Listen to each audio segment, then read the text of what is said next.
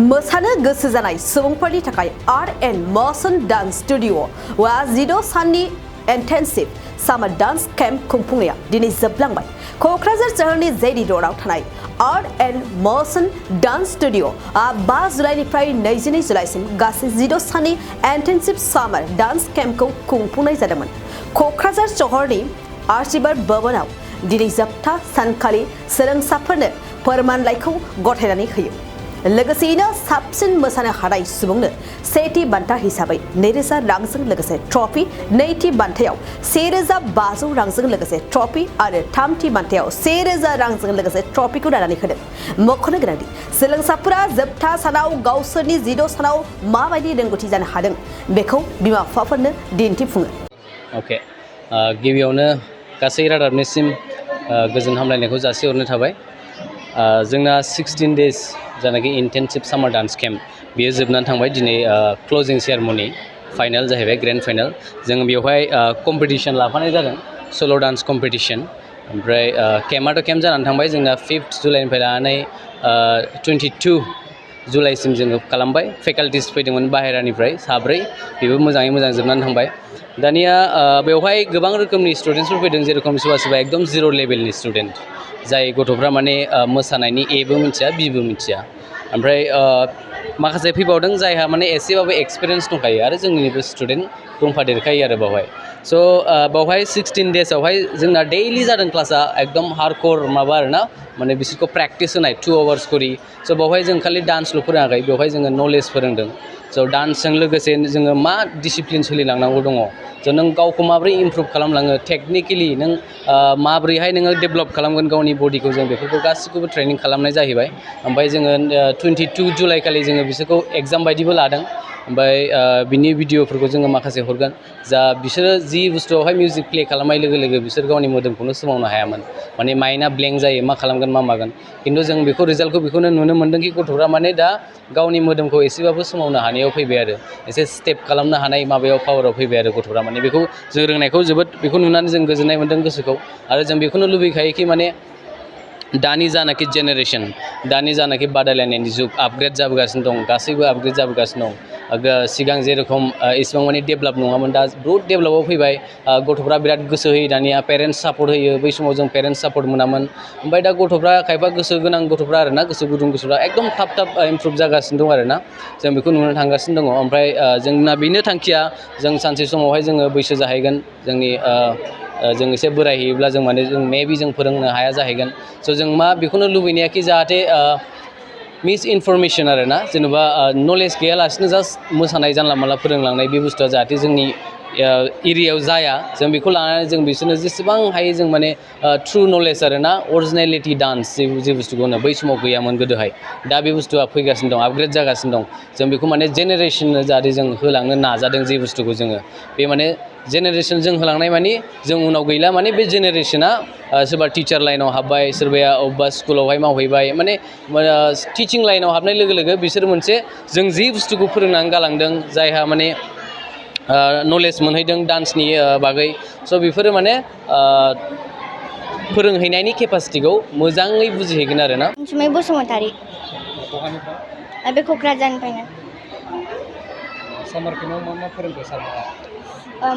सामार केम्पआवथ' गासिबो स्टेप्स फोरोंदों, मुभ्स, ओमफ्राय बडि कन्ट्रल थानांगौ, वेभ्स फोरोंदों मेरला। दा मोजां मोनदों। दिनै मोसानाय ना? हा? दिनै मोसानाय? औ।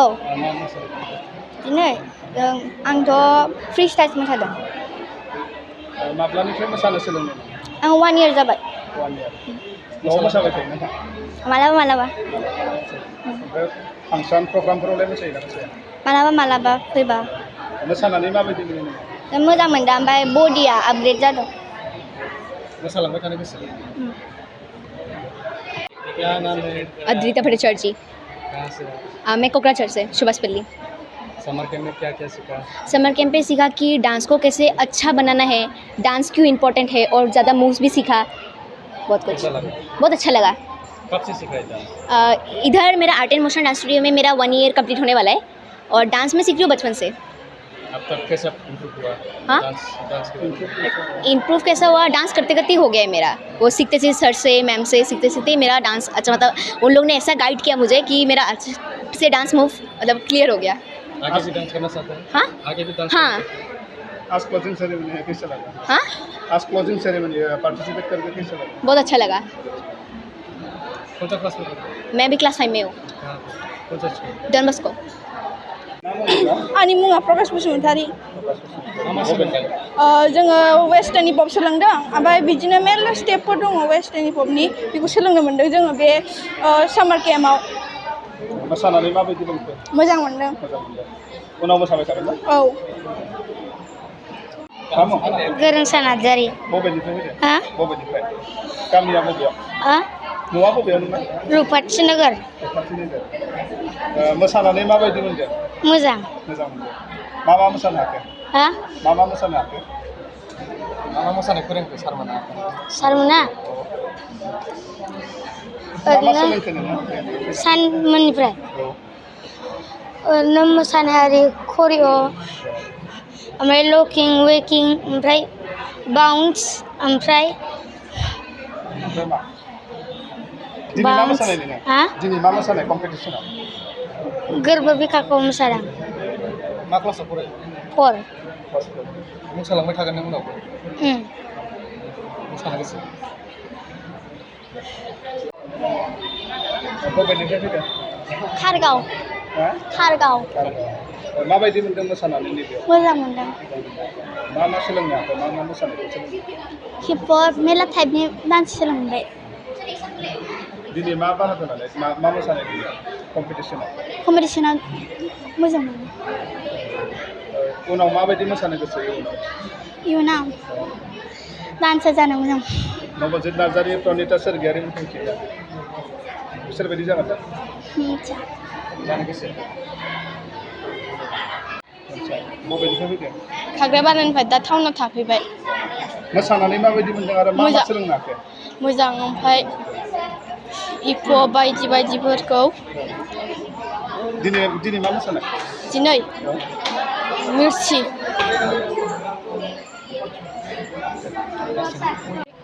बबेनिफ्राय? क'क्राझार थुलुंगाफुरि नियार जइन्ट डाइरेक्टर। बेयाव मा मोसानाय सोलोंखो नोंसोरो? लकिं वेकिं हिप हप बिदिनो स्टेप होदों सारमोना मेममोना। मोसानो सोलोंनानै माबायदि मोनदों नोङो? जोबोद मोजां मोनदों। मोजां मोनदों। मोसागिरि जानो गोसो? औ। नबजित नार्जारिखौ मिथियोना? औ।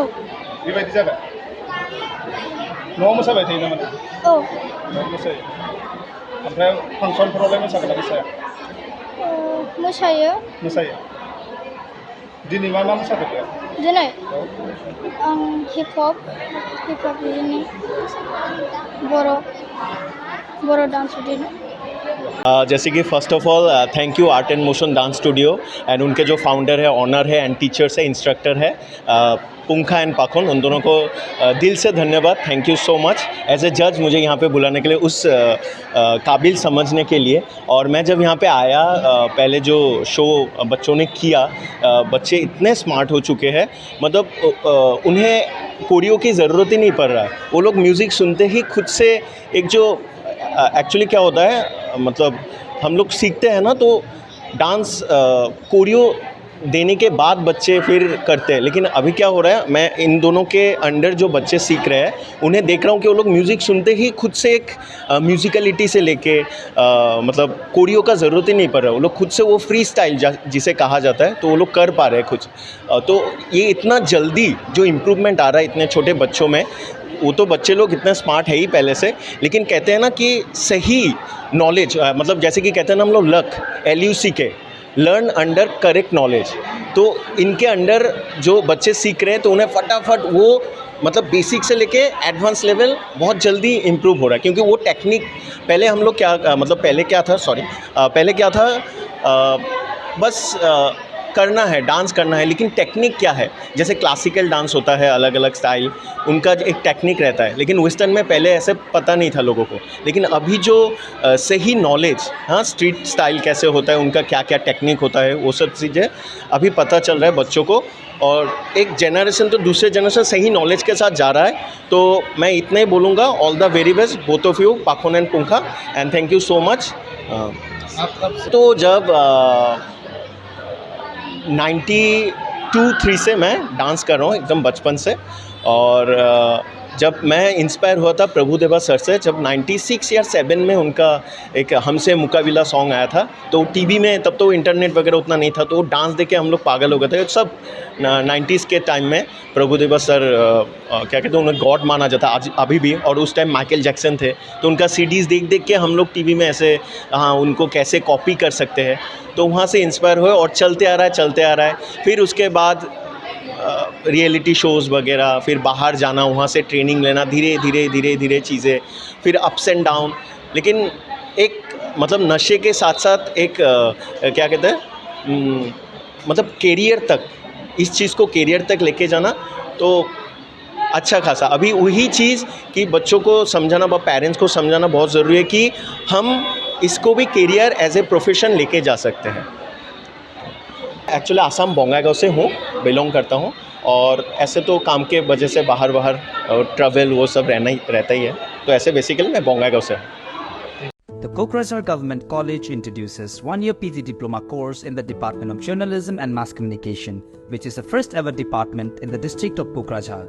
An opportunity for the students wanting to pursue their career in journalism and mass communication, which includes ample number of scopes such as news reporter for print and broadcast media, news anchor and program presenter, advertisement, event management and public relations, filmmaking, content creating, radio, podcast and so on.